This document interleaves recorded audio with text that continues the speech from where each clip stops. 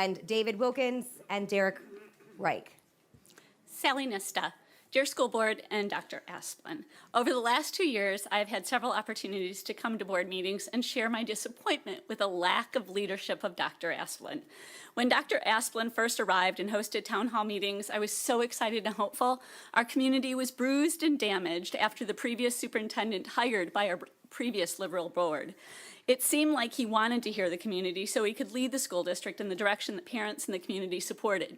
My husband and I even met with Dr. Asplin and shared our thoughts and concerns. He seemed like he wanted to do the right thing.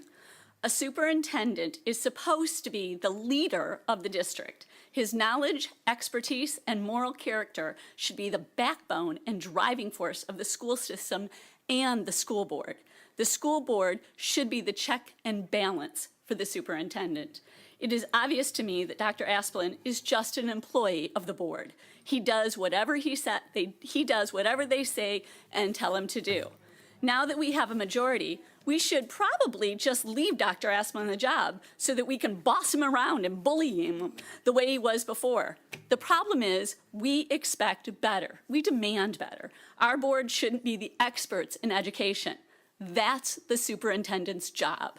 Dr. Asplin failure is partly because he allowed programs, groups, and communities into our schools that are not good for our students and our school and community. He has allowed wokeism. Yeah, wokeism. The Equity Committee is a perfect example of ushering in something that doesn't belong in our schools. Nonprofits have had social agendas, and yet another example. Our children are not vessels for indoctrination. It has been heartbreaking to watch you foster that kind of environment and create that kind of confusion in our children and staff.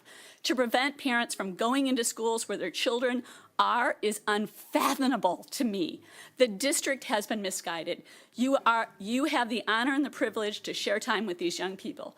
These children belong to their parents, not the district. Our children deserve a superintendent who has a strong moral compass. Our children deserve a superintendent who is going to put children and academics first.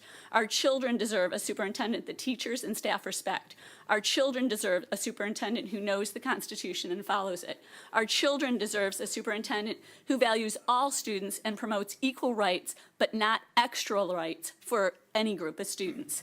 I also pray that our superintendent is a God-fearing, faithful person. I wish Dr. Asplin was those things. He hasn't been, and he won't be. So I'm in favor of wishing him well and sending him on his way. Thank you.